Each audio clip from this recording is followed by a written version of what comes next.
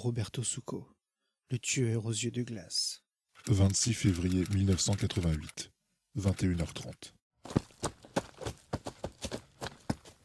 Francesca! Francesca, où es-tu, Francesca? Testa! Sei tu Roberto Succo? C'est André Collin, je suis français. Je connais pas de Roberto, lâchez-moi, vous me faites mal. Francesca, je t'aime! Francesca! 2 avril 1962. Dans un petit appartement de Mestre, en banlieue de Venise, naît Roberto, fils de Marisa et de Nazario Succo. Élevé à la dure par une mère autoritaire qui l'obligeait à l'appeler Marisa et non Mama, et un père que son travail de policier tenait éloigné de leur foyer, Roberto devient rapidement un enfant vif et curieux, mais déjà brusque et très colérique. Quelle responsabilité aura la mère dans la future psyché cabossée de son fils ? Nul ne le sait avec certitude, mais sans doute que les graines qui germèrent plus tard, explosant en une gerbe de haine et de violence, n'étaient pas nées avec lui. 1978. Bien que jugé intelligent par ses professeurs, Roberto expérimente les renvois en série. Il se bat avec les autres garçons, crache sur les filles qu'il méprise et injurie. Un professeur le surprend un jour à dessiner des croix gammées dans un cahier. Il est encore une fois renvoyé, avant d'être expulsé définitivement. Il commence à disséquer des petits animaux vivants, se balade avec des couteaux en poche, tyrannise les passants qui ont la malchance de le croiser en rue. Mais bientôt, tout change. Roberto obtient son permis de conduire et il est ivre de joie. C'est la liberté. Il conduit la voiture de son père qu'il bichonne et couvre d'un œil jaloux, gare aux voisins qui s'en approcheraient de trop près. Marisa, elle, observe cette passion juvénile avec jalousie, cette maudite voiture qui prend tout son temps libre à son fils unique. Elle la hait, elle la vomit. Le jour où Nazario et elle entravent la voiture dans le garage, Roberto se met à hurler. « Si vous recommencez un truc pareil, je vous tue !» 9 avril 1981. Le dragon est mort. Je l'ai tué. C'est un peu comme un accident, non ? J'ai voulu me percer le cœur et elle a hurlé. Non, Roberto, pas ça. Donc j'ai dit, je prends la voiture, mes affaires et je pars. Mais elle a crié encore. Roberto, si tu fais ça, j'en mourrai.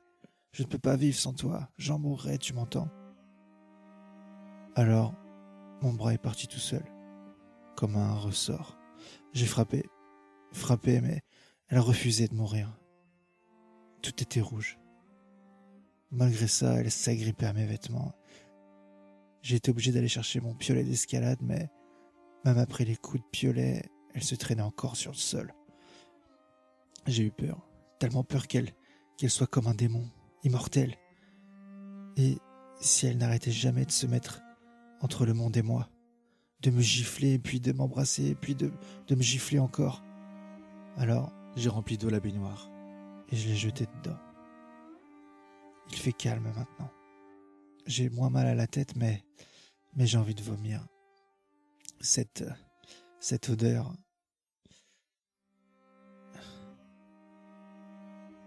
Mon père va pas tarder à rentrer. Lui, c'est la deuxième tête du dragon. S'il reste, le dragon ne sera pas vraiment mort et il me regardera toujours. Je dois le tuer aussi. 11 avril 1981.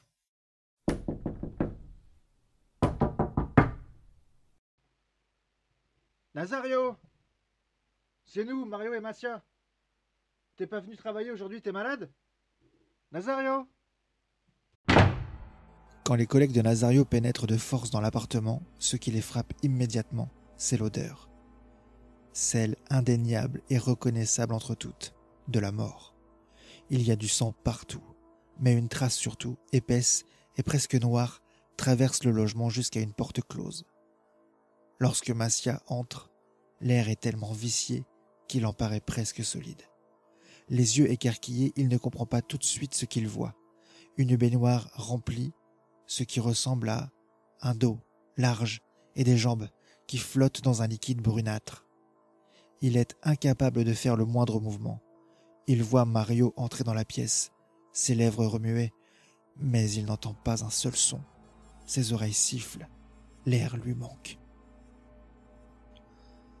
Mario se précipite jusqu'à la baignoire pour secourir Nazario, le hisser hors de là, sur le tapis de bain, sans que lui-même n'esquisse un seul geste pour l'aider.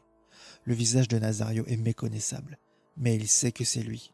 Il reconnaît ses chaussures et la boucle de sa ceinture, celle dont tout le commissariat s'est foutu parce qu'elle ressemblait à une boule à facettes. C'est alors que son regard tombe sur ce qui se trouvait sous le corps de Nazario, un visage défiguré et un corps tordu, remonté à la surface, car libéré du poids de son mari, Marisa. Bien des années plus tard, il avouera d'ailleurs à sa femme qu'il voit chaque soir les yeux morts et grands ouverts de Marisa dès qu'il ferme les siens pour s'endormir. 12 avril 1981.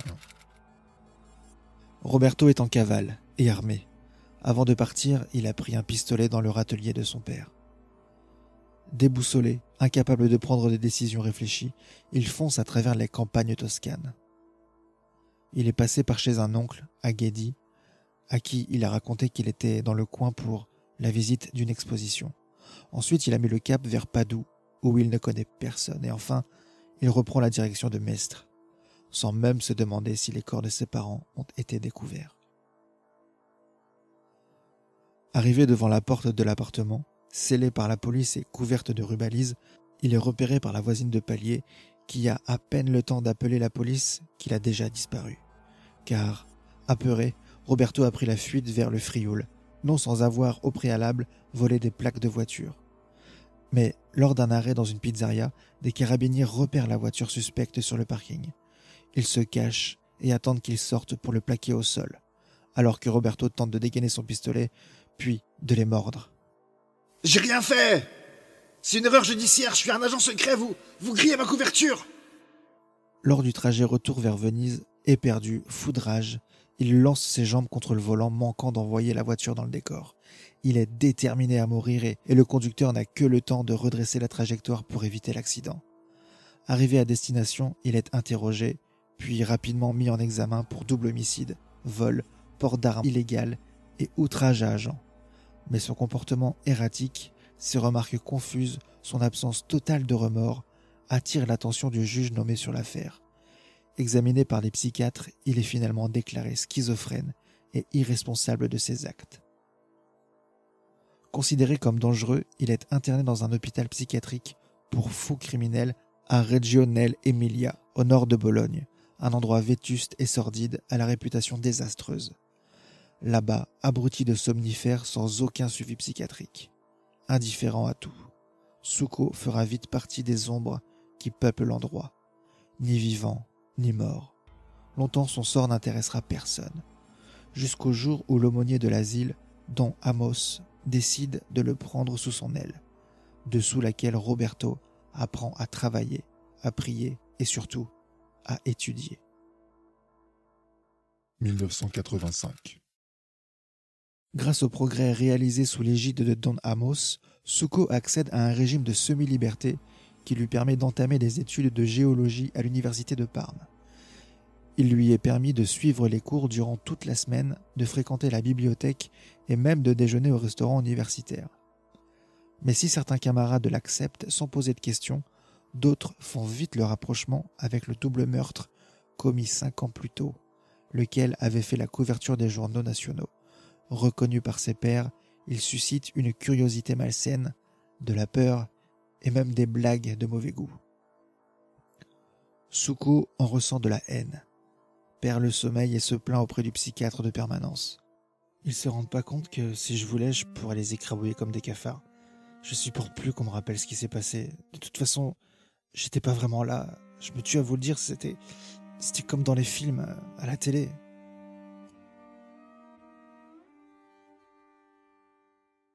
« 17 mai 1986. » Inexplicablement, Roberto Suko réussit à faire le mur. Il est alors déclaré comme évadé par l'hôpital psychiatrique et mollement recherché par la police de Reggio. On suppose qu'il sera vite repris et d'autres affaires réclament l'attention des autorités.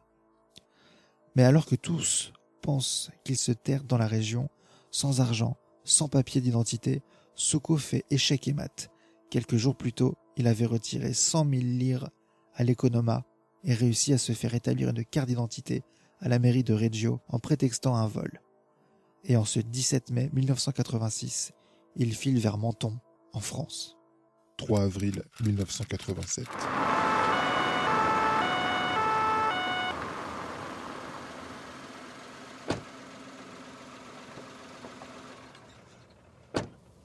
Alors, adjudant, qu'est-ce qu'on a ici? Bonjour mon capitaine. Homme blanc de 38 ans. Il s'appelait Castillo, André. Policier à Chambéry. Son portefeuille était dans la poche arrière de son jean. C'est son voisin qui a trouvé le corps. Et qui nous a appelés. Son voisin? Oui. La victime habitait à 50 mètres d'ici, mon capitaine.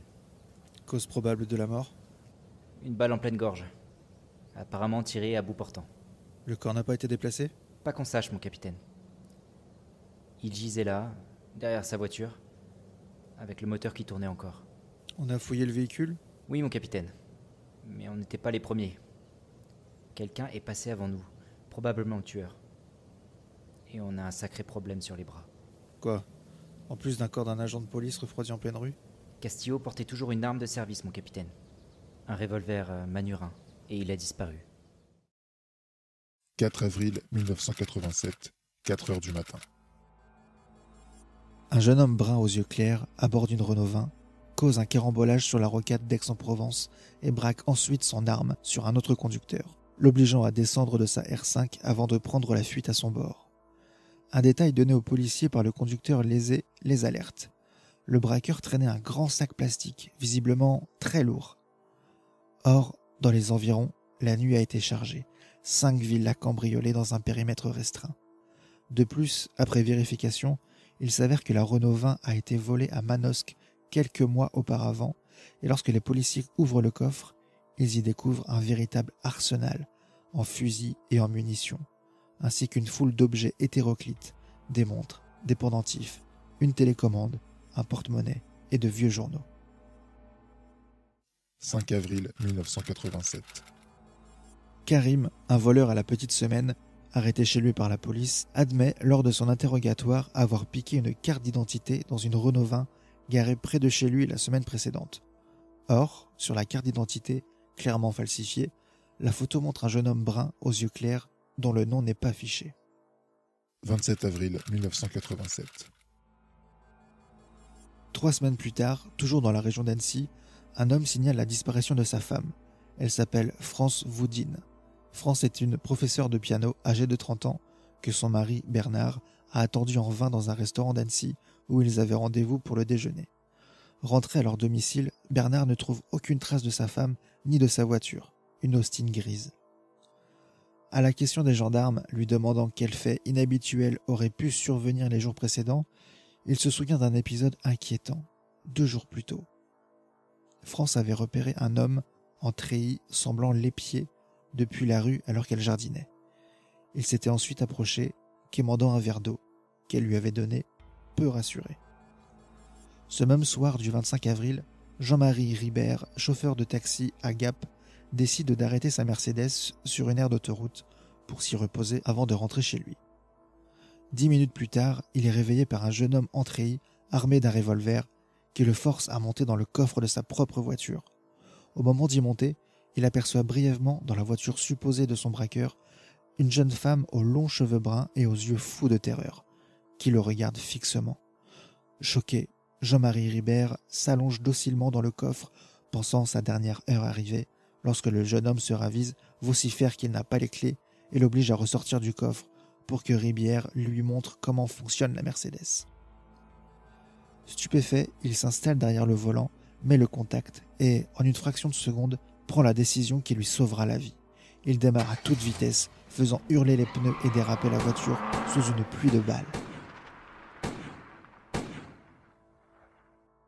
Il roule comme un dératé jusqu'au commissariat de Luce-la-Croix où, à l'écoute de son récit, les gendarmes craignent immédiatement que la passagère entreaperçue par Jean-Marie Ribière soit France Woodine, surtout après la description de la voiture, une Austin grise.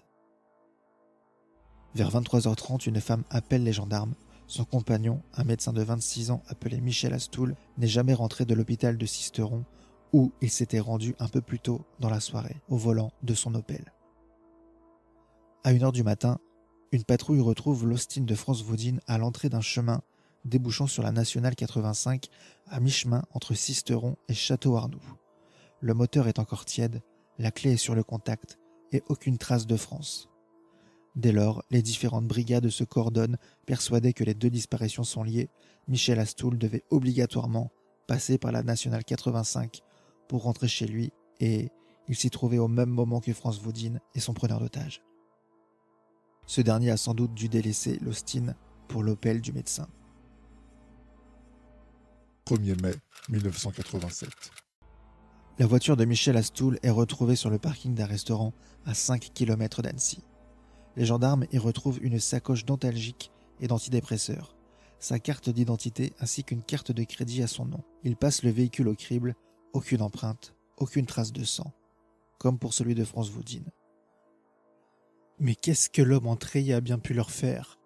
C'est la question qui obsède les gendarmes. 18 octobre 1987. Le propriétaire d'une petite exploitation viticole se rend dans une de ses vieilles remises pour récupérer quelques tonneaux. Cela fait quelques mois qu'il n'a plus mis les pieds et il est donc très surpris d'y sentir, dès l'ouverture de la porte, une odeur abominable. Faisant quelques pas, il découvre, entre les fûts et le mur, un cadavre, encore en position de défense, le bras levé. Choqué, il s'enfuit et appelle les gendarmes de chez lui. La nuit est déjà tombée lorsque une nuée d'officiers débarque sur la propriété, tous munis de lampes torches. Et le spectacle qu'offre ce corps en décomposition n'en est que plus pitoyable. C'est un homme brun, portant un pantalon de jogging, au crâne défoncé et aux poches remplies d'antalgiques. Son visage est impossible à identifier, mais les gendarmes pensent immédiatement à Michel Astoul. Ils avaient peu d'espoir de le retrouver vivant, mais de le voir là, de l'imaginer se traînant dans ce minuscule espace peut-être suppliant pour sa vie, bouleverse tous les hommes présents. L'autopsie révélera qu'une balle a pénétré dans la mâchoire, balle du même calibre que pour André Castillo, et que le groupe sanguin correspond à celui du jeune médecin. Enfin, son frère reconnaîtra formellement ses chaussures. 24 octobre 1987. Souko, car c'est lui, bien sûr, qui continue de semer sa route de cadavres, de cambriolages et de vols de voitures, attaque une femme chez elle à Menton-Saint-Bernard. Claudine Cholet avait 40 ans. Il la viole, la défigure à coups de poing et lui tire une balle dans la tête. Ensuite, il vole ses bijoux et sa voiture, une Fiat Panda noire. 1er décembre 1987. Je cours. C'est ça maintenant ma vie? Courir et ne jamais m'arrêter. Je sais qu'on me recherche. J'ai tué encore et encore et j'ai violé ces femmes. Tout est vrai. Elles étaient jolies au début, mais après elles avaient toutes son visage à elles. En plus, j'aime bien rentrer chez les gens. Quand ils sont pas là, je me sers dans leur frigo, je m'installe devant la télé, parfois même je prends un bain. Je fais comme si c'était chez moi et que j'avais plus aucune raison de courir. Quand ils sont là par contre, je prends les femmes, j'humilie les maris et j'emporte des trophées. Celle-ci, elle a saigné. Et je supporte pas ça. Elle m'a grugé en plus cette salope, elle a dit qu'elle s'appelait Brigitte et elle a fait semblant d'être gentille. Elle en a profité pour s'enfuir. Résultat, voilà, je dois encore courir. Encore. Mais personne ne m'arrêtera. Personne. Parce que j'existe pas. 27 janvier 1988. Une bagarre éclate dans une boîte appelée l'Or Bleu, dans le centre-ville de Toulon. Elle concerne 3 jeunes femmes, hôtesses dans un bar de la ville, l'Enfer, accompagnées d'un jeune homme aux yeux clairs et 2 malfrats du coin, José Alberti et Jackie Volpe. Le jeune homme, qui s'est présenté comme étant André, fréquente Carole, une des 3 femmes, depuis la veille. Nerveux, il s'emporte lorsque l'un des 2 malfrats, José, qui est tout justement le patron de l'Enfer, entreprend de draguer Carole. Mais José et Jackie, même passablement éméchés, ne sont pas des enfants de cœur. Le ton monte et José finit par écraser sa cigarette sur le visage d'André. Ce dernier se met alors à hurler. « Je vous tue tous! Avant que tout ce petit monde ne soit évacué vers la sortie par les portiers de la boîte. Mais la bagarre, à peine amorcée à l'intérieur du dancing, se poursuit sur le parking. José et Jackie décident de défoncer la voiture d'André à coups de pied, qui lui-même réplique en assommant José d'un coup de poing au visage. Et au moment où Jackie dégaine un couteau, bien décidé à venger l'honneur de son ami, André plonge dans sa voiture et ressort armé d'un flingue et tire 2 fois sur Jackie, qui s'écroule dans une mare de sang. Il démarre ensuite sans demander son reste, manquant de rouler sur sa victime, et disparaît dans la nuit. Lorsque la police débarque sur les lieux, le lourd passé de Jackie Volpe, un ancien tôlard, ainsi que celui des patrons de l'or bleu, fichés au grand banditisme, les convainc qu'ils sont en présence d'un simple règlement de compte entre truands. Ils collectent sur place des douilles de 22 longs rifles et interrogent José Alberti, qui peine à décrire l'agresseur dont il n'a gardé que 2 souvenirs, ses yeux d'un bleu glacial et son accent méditerranéen. Mais les 3 femmes, il les connaît, surtout Valérie, qui travaille depuis longtemps au bar de l'enfer. 28 janvier 1988, 9h du matin. À l'enfer, les inspecteurs Michel Morandin et Claude Ayazi trouvent la dénommée Valérie. Encore sous le choc de la soirée de la veille, elle ne se fait pas prier pour leur confirmer la tentative de meurtre d'André sur Jackie Volpe, vivant mais dans un état critique, et se montre intarissable sur ses nouvelles collègues. 2 sœurs originaires du Creusot, fraîchement débarquées à Toulon, Béatrice, 19 ans, et Carole, 17 ans. Elles logent dans un hôtel un peu minable du centre-ville, l'hôtel Prémar. Ce sont elles qui ont amené le fameux André au dancing. Il est depuis très récemment le petit ami de Carole, mais d'après Valérie, il est trop tard pour lui mettre la main dessus. Après le coup de feu, André a convaincu Carole de s'enfuir avec lui, tandis que Béatrice a décidé de faire ses valises et de rentrer au Creusot en train. 20 minutes plus tard, au 2e étage de l'hôtel Prémar. Police! Veuillez ouvrir, s'il vous plaît. Ici l'inspecteur Morandin. Nous voulons parler à Carole ou à Béatrice. Je suis Béatrice. Ma sœur n'est pas là. Qu'est-ce qui se passe? L'inspecteur Ayazi, voici mon collègue l'inspecteur Morandin. Pouvez-vous nous entrer? Écoutez, je suis seule ici et j'ai un train à prendre. Ça va être long? Nous avons quelques questions à vous poser. Si vous collaborez, mademoiselle, vous attraperez votre train. D'accord, mais vraiment, je dois partir dans 10 minutes. Lorsque les 2 collègues pénètrent dans la petite chambre, ils sont surpris d'y voir une autre personne, un homme aux yeux bleus portant un vieux blouson, l'air détendu, tout sourire. Vous venez de dire que vous étiez seul. Vous êtes qui, vous? Sortez vos papiers. Vous êtes sûr ou quoi? Ôtez-moi ce sourire débile de votre visage et filez-moi vos papiers. Tout à coup, le temps s'est comme arrêté. Expliquera plus tard Claude Ayazi. J'ai vu le sourire du type s'élargir, grotesque, jusqu'à ses gencives et j'ai regardé Michel. On s'est compris tout de suite. En face de nous, c'était André. J'ai pas réfléchi. J'ai hurlé en me jetant sur le gars, au moment où il plongeait la main à l'intérieur de son blouson, mais on a trébuché tous les 2 sur la valise de la gamine. Et je l'ai vu sortir l'arme et tirer, en plein dans le ventre qu'il m'a eu. Je suis tombé en arrière, mais au moment de me relever, j'ai pris une 2e balle dans la poitrine. Et je suis tombé sur le lit à plat ventre. C'est là que j'ai vu que Michel avait aussi pris une balle, apparemment dans la cuisse. Il a essayé de s'enfuir dans les escaliers en boitant, mais le type l'a suivi et j'ai entendu un autre coup de feu. Là, moi, j'y étais plus vraiment. Je voyais mon sang tremper les draps sous moi et je me sentais partir. Mais j'ai entendu Michel. Il criait et suppliait pour que le type ne l'achève pas. Et puis... encore un coup de feu. Alors, je sais pas comment, mais j'ai réussi à me traîner jusqu'à la fenêtre. Et il était là, le salopard, dans la rue. J'ai sorti mon flingue, mais il était couvert de sang. Et j'arrivais pas à viser.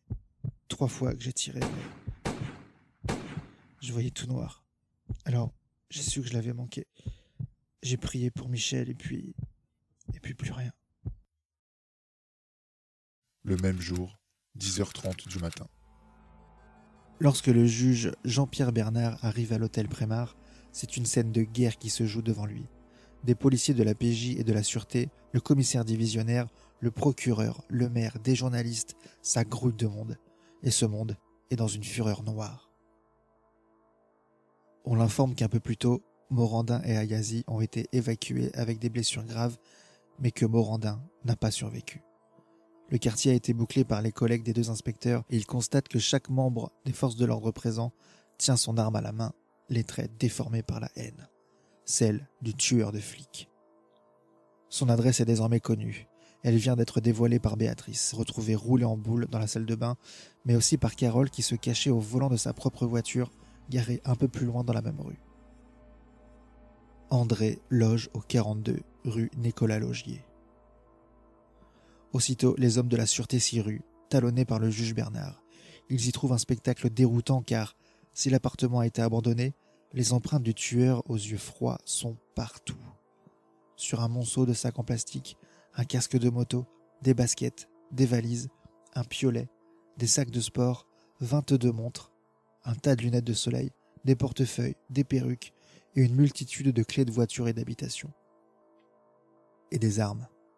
Un pistolet calibre 6,35, une carabine, 118 étuis de calibre 38, des boîtes de cartouches de 22 longs rifles, un fusil à canon scié, un poignard et une machette. La propriétaire, dont le logement a été envahi par les flics, répète en boucle qu'elle connaissait son locataire sous le nom de Kurt depuis octobre 1986 et qu'il avait alors affirmé être artiste peintre. Calme et poli, il n'avait posé aucun souci, au contraire, le loyer était toujours payé d'avance. Craignant un dérapage, le juge Bernard retire l'affaire à la PJ de Toulon pour la confier au SRPJ de Marseille, lequel, après avoir écroué les sœurs Carole et Béatrice, part sur l'hypothèse d'un légionnaire déserteur. L'accent étranger, le physique musclé, l'habitude des armes, les différentes cartes d'identité, tout semble coller.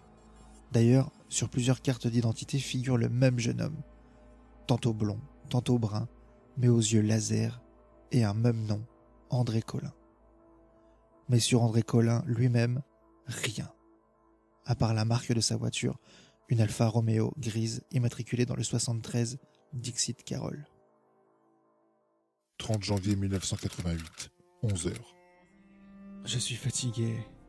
Quand je suis fatigué, je fais des conneries. J'ai braqué un pompiste près du lac Clément. J'ai tiré 2000 balles, mais j'ai été obligé de changer mes plaques un peu plus loin.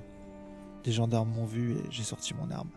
Quelle bande de débiles. À courir comme des petites marionnettes. Mais moi je suis pas un guignol, moi. Je les ai semés. Par contre, j'ai dû laisser la voiture et dans la voiture, il y avait mon 22 long rifle, mon fusil à canon scié et mes munitions. Et ça fait drôlement chier. C'est à cause d'eux que j'ai pris cette femme en otage. Elle était gentille, elle parlait bien et pas chieuse en plus. Avec sa voiture, elle voulait bien me conduire jusqu'à Berne. Et puis cette bagnole de flic nous a dépassés et elle a pilé net devant nous. J'ai hurlé que j'allais lui trouver la cervelle, alors ils nous ont laissé passer. Je m'en foutais bien, moi, de lui coller une balle dans la tête à cette fille. Arrivé dans les faubourgs de Berne, un barrage nous attendait. Et là, je sais pas ce qui lui prend à cette conne. Elle ouvre sa portière et saute de la voiture. J'ai pas eu le temps de redresser le volant, la voiture s'est écrasée dans une palissade. Ma tête a cogné fort contre le tableau de bord, mais j'ai quand même réussi à sortir et à courir vers la forêt. J'ai marché des heures et puis je suis tombé sur une gare d'autobus. Là, je suis dans un bus et quand je vais en sortir, quelqu'un va payer. Et cher.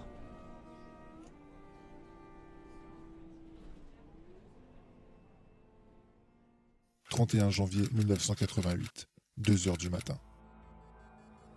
La police bernoise est sur les dents. Un peu plus tôt dans la soirée, un homme brun aux yeux bleus s'est introduit au rez-de-chaussée d'un immeuble et agressé une jeune fille de 16 ans, Béatrice, qui attendait des amis. Planqué dans l'appartement, il a attendu leur arrivée, les a attachés, violé 2 invités et fini par frapper violemment Béatrice au visage, lui brisant le nez et les dents. Après avoir pris une douche et volé des vêtements, il a disparu laissant les otages à leur sort. Les adolescents ont fini par se détacher les uns les autres et appeler la police ainsi qu'une ambulance. En vérité, Succo est déjà loin. Il a réussi à rejoindre la frontière italienne et via Milan rentre sur Venise. Février 1988. Le juge Bernard tape du poing sur la table. La SRPJ de Marseille refuse de collaborer avec la gendarmerie. Or, lui-même est arrivé à rapprocher plusieurs affaires de sources multiples qui pourraient être imputées au fameux André.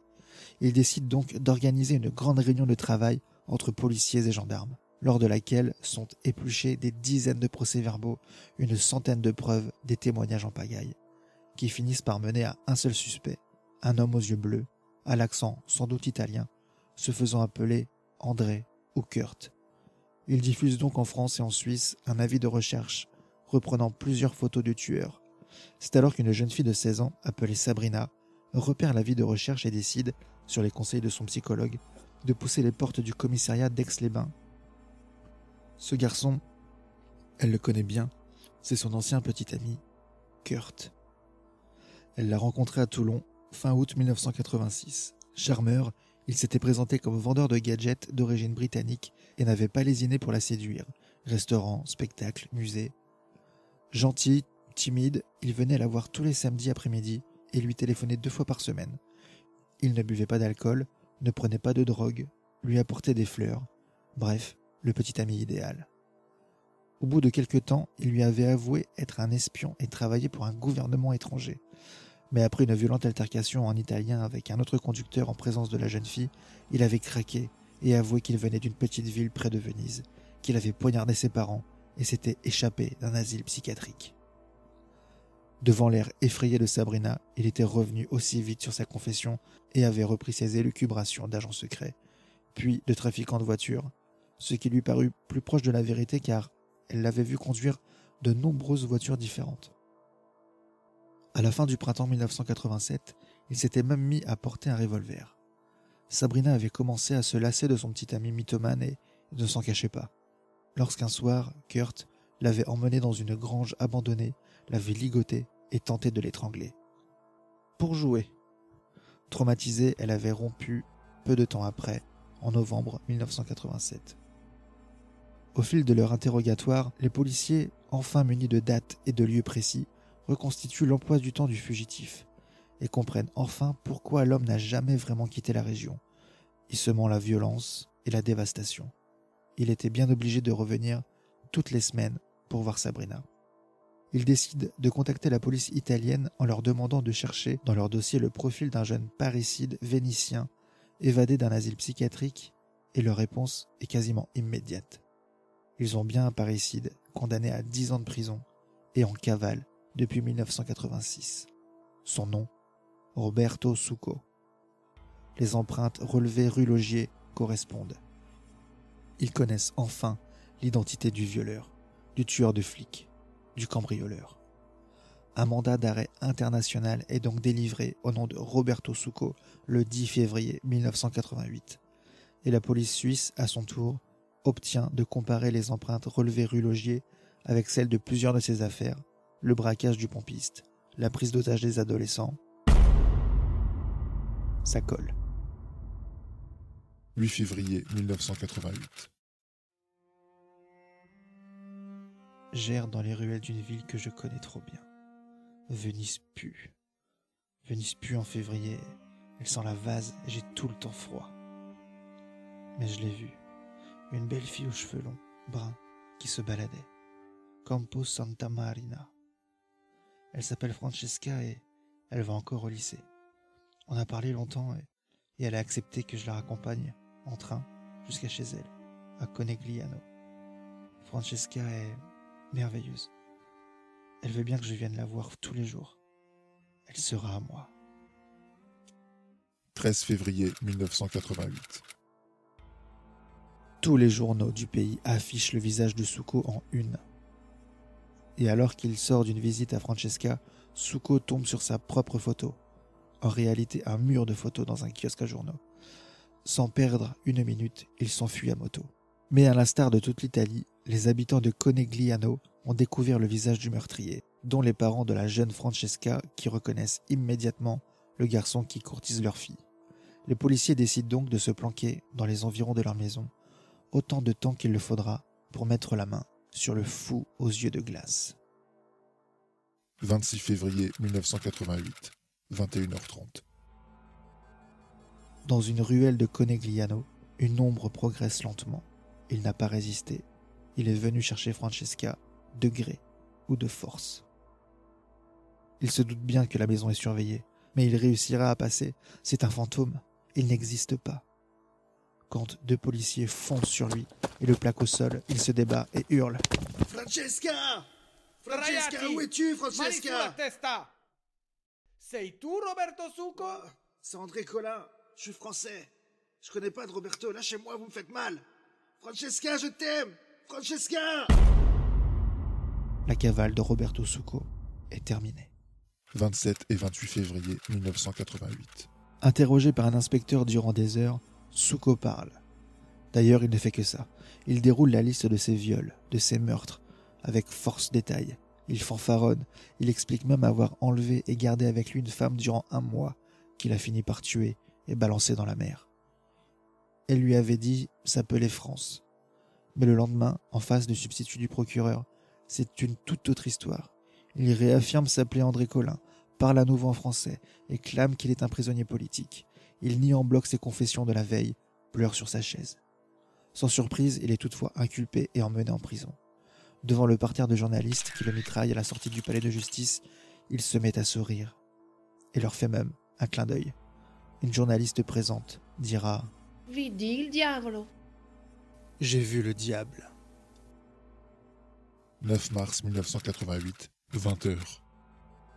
Chez les Astoul, on dîne toujours devant le JT. Ce soir-là, quand son mari arrive à table, Francine est écroulée sur une chaise, les yeux rivés sur l'écran de la télé. Sur l'écran, un homme presque nu se balade sur un vieux toit en tuiles. Les images ont été prises bien plus tôt. À cette heure, à Aix, il fait nuit. Mais cet homme-là, même filmé à distance, il le reconnaît instantanément. C'est le meurtrier de son fils. C'est Succo, là, sous ses yeux, qui gambade sur un toit, seulement vêtu d'un slip blanc.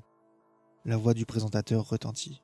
Aujourd'hui, juste après le déjeuner, Roberto Succo a réussi à échapper à la vigilance de ses gardiens en gagnant le toit de sa prison de Trévise, où il est détenu depuis la semaine dernière pour une série de graves délits commis principalement en France et en Suisse. Sur l'écran, Succo qui s'est rhabillé harangue la foule qui n'en perd pas une miette. Certains acclament même ce beau garçon athlétique qui n'a l'air d'être là que pour les distraire. On le voit se suspendre à un câble électrique et y faire quelques tractions, visiblement ravi de se donner en spectacle, mais au moment de remonter sur le toit, soudain il perd pied et chute d'une dizaine de mètres. C'est là que Francine s'ébroue, enfin sortie de sa torpeur hypnotique, et qu'elle éteint la télé. J'espère qu'il est mort. Et elle part en cuisine, chercher son rôti. 20 avril 1988. Après avoir soigné Succo de sa chute mémorable, 4 côtes cassées, une luxation de l'épaule, et l'avoir enfermé à l'isolement, la justice italienne déclare qu'elle refuse d'extrader le multirécidiviste vers la France où les familles de ses victimes espéraient pourtant un procès public. Transféré à la prison de San Pio de Vicenze, Succo est sous surveillance étroite, 24 heures sur 24. Diagnostiqué schizophrène, paranoïde et entend des voix. Il est mis sous tranquillisant, déclaré encore une fois irresponsable, et le directeur lui annonce qu'il va être transféré d'ici quelques semaines dans un établissement psychiatrique. À cette annonce, il se met à hurler et tente de se jeter la tête la première contre les murs. On lui enfile une camisole de force. 23 mai 1988. Être ou ne pas être, c'est ça le problème. Quand on ne croit plus en rien, il faut quand même bien trouver autre chose. Sinon c'est la fin de tout et tôt ou tard on doit tous mourir alors. Mama, c'est toi. Tout ce bruit dans ma tête, c'est insupportable. Je ne retournerai pas à l'asile. Jamais. Mama, ne crie pas, j'ai mal à la tête. Ça fait rire les oiseaux. Ça fait chanter les abeilles. Ça fait rire les oiseaux. Ça fait chanter les abeilles. Quelques heures plus tard, à 23 heures, un gardien le retrouve inanimé dans sa cellule. Il s'est suicidé avec une cartouche de gaz butane qu'il a ouverte dans le sac plastique dont il avait recouvert sa tête.